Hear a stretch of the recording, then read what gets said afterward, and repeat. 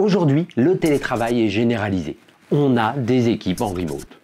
Alors comment faire pour être performant quand on ne partage plus le même bureau, quand on ne peut plus coller des post-it sur un mur? Si ton management visuel ressemble à quelque chose comme ça, alors désolé de te dire que ça n'aide pas ton équipe. Voici un retour d'expérience de management visuel à distance qu'on a mis en place chez un de nos clients. Je vais te montrer ce qu'on a pu mettre en place dans une équipe, alors qui est dans un contexte très DSI versus métier, avec une vraie opposition. La DSI, c'est un fournisseur interne, c'est une agence interne, et d'ailleurs, il y a vraiment toute une logique de refacturation. Quand on fait quelque chose, en fonction du temps passé, on demande un certain montant, on adresse la facture au métier. Tu vas le voir par la suite, dans qu'est-ce qu'on a amené comme solution de structuration de processus et de management visuel.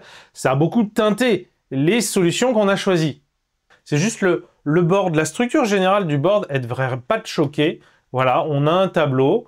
C'est typiquement un board Scrum très classique. Donc on a à gauche, là il y a marqué User Story, mais bon, les éléments de backlog sur lesquels on compte travailler. Et puis ensuite, on a simplement les tâches à faire, donc les 3 colonnes, To Do, Doing, Done.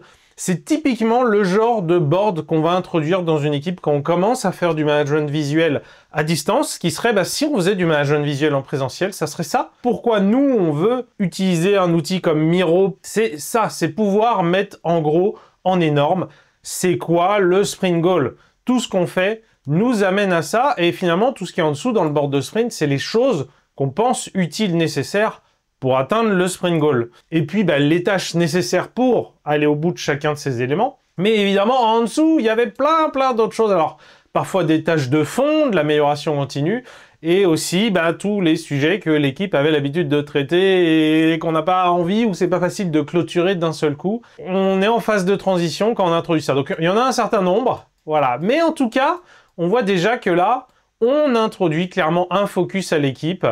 On a un sprint goal, c'est quoi? On le lit, on est focus. C'est quoi les stories pour chacune d'entre elles? Où est-ce qu'on en est? Qu'est-ce qu'on fait? Comment on avance? Déjà, rien que ça marche très bien et c'est assez puissant. Quelques autres éléments qu'on peut partager, voilà, on sait pas, quand on a fait le planning, on s'est déjà projeté. Au fait, en sprint review, qui est-ce qu'il y aura? Et donc, invitons-les en amont. On a noté la definition of done, on l'a noté là, sous les yeux. C'est quoi done? Et done, on a noté, voilà, les différents éléments qui correspondent à c'est quoi done. Donc on les a sous les yeux, donc il y a beaucoup plus de chances que ce soit vécu, acté, qu'on les oublie pas. Dans ce type d'outil-là, dans Miro, c'est qu'on peut rajouter tout ce qu'on veut. Là, on n'est pas allé très loin, mais on a déjà... Oh là, on s'est metté en coin. Ah, il y a un sujet, on n'est pas forcément très sûr, on peut avoir des interrogations là-dessus. Ah, on se note, c'est avec telle personne qu'il faut aller voir. Là, on voit, on a mis des petits post-it. Quelqu'un de l'équipe qui avait le prénom qui commençait par un V. On avait aussi un G, un R. Voilà, on se les assigne comme ça, on peut le faire plein de manières différentes. Et l'intérêt, c'est que c'est très visuel. On voit combien de tâches on a pris, on peut se mettre à plusieurs. On peut rajouter des compléments, voilà, le calcul est pas bon, etc. Bon, encore une fois, c'est très simple, mais ça fait déjà assez bien le taf. Et ça aide déjà beaucoup l'équipe à avoir du focus, à être clair. Maintenant, je vais te montrer un autre tableau, enfin le tableau de cette même équipe, mais déjà quelques mois plus tard, puisqu'on l'a fait évoluer, évidemment, on a continué à se structurer. Donc là, dans cette même équipe, on voit, on a commencé à beaucoup plus structurer. Donc là, au milieu, on a l'équivalent de ce qu'on avait avant, qui était leur board de sprint. Mais on voit qu'on a beaucoup plus structuré le processus avec finalement plusieurs boards. C'est-à-dire que il y avait du travail en amont. Il se trouvait qu'on l'ait plutôt structuré dans un Jira pour diverses raisons, notamment parce qu'il y avait une gouvernance transverse, parce que justement, il y a cet alignement, cette relation avec les métiers qui amène à avoir vraiment l'importance d'avoir une vision globale. Donc, on avait ce Jira-là et un travail d'affinage en amont avec donc, du coup, une pratique type Definition of Ready avant de pouvoir lancer effectivement un sprint dessus. Et une fois qu'on l'a fait, il se trouve que dans cette équipe, on a acté, à cause de contraintes techniques, mais aussi de problématiques de cette relation, encore une fois, avec les métiers, que le terminé n'est pas mis en prod. C'est pas ce qu'on recommande, mais dans ce contexte-là, à la fois d'entreprise et aussi de progression continuelle de l'équipe, ça nous semblait pertinent. Mais du coup, ça veut dire qu'il faut surtout pas oublier les choses qu'on a terminées, je dis bien terminées entre guillemets, mais qui sont pas réellement terminées, qui sont pas en production. Donc, ce qui amène un deuxième tableau, le suivi des choses done qu'on veut mettre en production, et ça c'est extrêmement important. Si vous n'avez pas mis en prod dans votre definition of done, d'une manière ou d'une autre, vous devez faire ce suivi. Sinon, vous allez avoir un backlog de choses terminées qu'on n'a pas réellement terminées et on ne délivre pas la valeur, ce qui amène au dernier point de ce tableau. Voilà, le petit ballon, on délivre la valeur au client. Et déjà ça, c'est assez puissant. Alors c'est une approche très lean, c'est-à-dire que finalement, on a un ensemble de processus, on les identifie, puisque finalement, déjà sur l'ancien tableau, c'était déjà le cas, que done ne voulait pas dire en production, et dans toutes les équipes où ça se passe, il y a toujours ce flou du « oui, on l'a fait, mais on l'a oublié », etc. Ça traîne. Donc ça a vraiment été important. Donc on voit qu'on peut structurer et mettre plein d'informations. On voit la première ligne, elle a été mise en gris, parce qu'en fait, c'est un sujet qui est presque terminé, mais on est en travail avec un partenaire, il y a une intégration, ce partenaire-là, actuellement, il est en vacances, donc on ne pourra pas terminer. Et donc on le note, et on le note en gris. Mais on continue de le garder en visu et de se le rappeler, même si on sait qu'on le dégrisera, en l'occurrence, à partir de fin août. Voilà, on voit l'autre sujet qui lui est là. Alors, on voit déjà une première différence par rapport à l'autre tableau, c'est que là, on a une carte Jira. On peut avoir une intégration entre Miro et Jira. C'est quelque chose qui a été mis en place parce que l'équipe faisait son quotidien sur Miro, mais il y avait Jira derrière qui servait à du reporting transverse, à du suivi, simplement à ce que on puisse savoir où en est l'équipe sans avoir besoin de lui demander de l'interrompre. Donc il y avait cette intégration qui permettait de rendre à peu près fluide la mise à jour des éléments, des tickets dans Jira, tout en restant complètement dans Miro. Alors on peut voir au-dessus qu'on a essayé d'introduire une pratique type lean, on appelle ça les bacs rouges. C'est que finalement à chaque étape, à chaque processus, si un élément arrive et qu'on se rend compte qu'il n'est pas de qualité, alors il faut qu'on le mette dans le bac rouge. Il faut qu'on en discute toute la non-qualité dans le processus à chaque étape. C'est très important, à chaque étape, on a des entrants de qualité et des sortants de qualité. Si on détecte que cette règle-là, elle est violée, alors faut qu'on en parle, faut qu'on ait un point d'amélioration continue sans nécessairement attendre une rétrospective.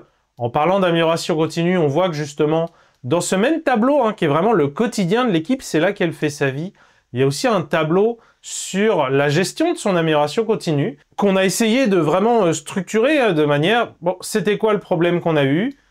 En chiffres, ça veut dire quoi de manière très concrète? Où est-ce qu'on devrait être? Donc c'est quoi l'écart? Et donc qu'est-ce qu'on fait?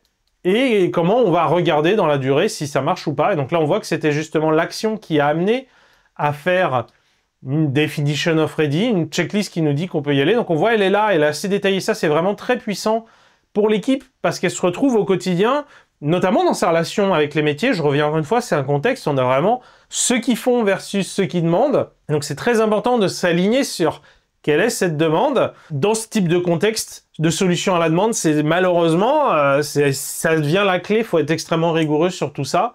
Et on voit, il y a même des petites questions assez puissantes comme, imagine, on te l'a livré, comment tu testes? Parce que nous, on a besoin de savoir comment on doit garantir que ça marche.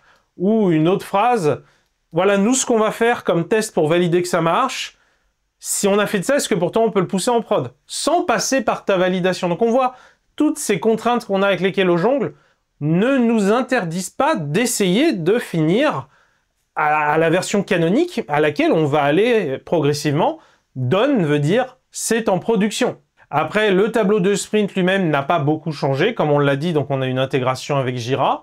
On a le sprint goal qui est toujours là. Alors on a pris l'habitude avec cette équipe de le formuler sous forme de user story, c'est assez puissant en tant que quel type d'utilisateur afin de tirer tel bénéfice ou de résoudre tel problème. Voilà ce que je souhaite, c'est très puissant pour la formulation d'un sprint goal. On a mis en place une notion de vote de confiance, c'est-à-dire que chaque jour, quand on se voit en daily, on se pose la question, c'est quoi notre niveau de confiance pour atteindre le sprint goal d'ici la fin du sprint?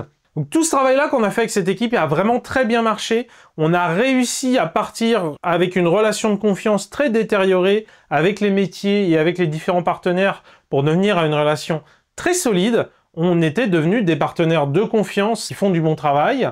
Le type de retour concret que nous, on a pu avoir en tant qu'experts qui aidions cette équipe, c'était le responsable de cette équipe, notre commanditaire, qui nous a dit, concrètement, je recevais plein de demandes de problèmes d'escalade vis-à-vis des équipes que vous aviez accompagnées. Après votre accompagnement, ça a nettement diminué, donc c'est pour nous, l'objectif est atteint, ce qui reflète l'impact qu'on a eu sur l'équipe, sur le changement de on est plus rigoureux, on travaille mieux, et on a une meilleure relation avec les métiers, avec nos clients, avec nos partenaires. Du point de vue de l'équipe elle-même, elle s'est vraiment approprié tout ça, elle a continué de le faire vivre après qu'on se soit écarté de l'accompagnement rapproché de cette équipe. Elle a même fait un retour d'expérience à toute la DSI, qui a pas mal fait parler, hein. Pas mal de choses qui cassaient les codes dans la boîte, ça a beaucoup questionné, et c'était vraiment intéressant de voir, d'ouvrir les chakras finalement sur comment on travaille. J'espère que ce retour d'expérience te montre à quoi ça peut ressembler le management visuel à distance et surtout toute la puissance que ça libère. Et si ça te donne envie d'essayer, franchement, génial! Lors d'une vidéo courte, bien sûr, on survole un peu le sujet, hein. Mais lors de notre formation Deviens meilleur leader agile, on fait des permanences dans lesquelles on aborde ces formats avec nos étudiants de façon à ce qu'ils puissent le mettre en pratique dans leur mission, à essayer tout de suite. On approfondit le sujet et on le partage. Qu'est-ce que tu penses de ce format de vidéo de retour d'expérience? Dis-nous en commentaire ce que tu penses de ce format. On a encore plein d'autres retours d'expérience qu'on peut partager. Et toi, qu'est-ce que tu pourrais aider en lui partageant cette vidéo? Et tu sais ce qui nous aiderait, nous? Vérifie que tu es bien abonné à la chaîne, hein, et pense au like, tout ça, ça nous aide vraiment. Dans ce retour d'expérience, JP t'a montré comment dans ce contexte, avec une opposition forte entre les métiers et la DSI, la Definition of Ready était un bon outil. Pour autant, ce n'est pas une approche qu'on te recommande par défaut. On pense même plutôt que la Definition of Ready, c'est dangereux en général. Ça te semble contradictoire? On explique ça dans cette précédente vidéo où on détaille les différences fondamentales et les conséquences entre un contexte de type approche produit et un contexte de type solution à la demande. Cette nuance est essentielle et change fondamentalement comment définir un bon mode de fonctionnement. Clique ici pour lancer la vidéo tout de suite. Ciao!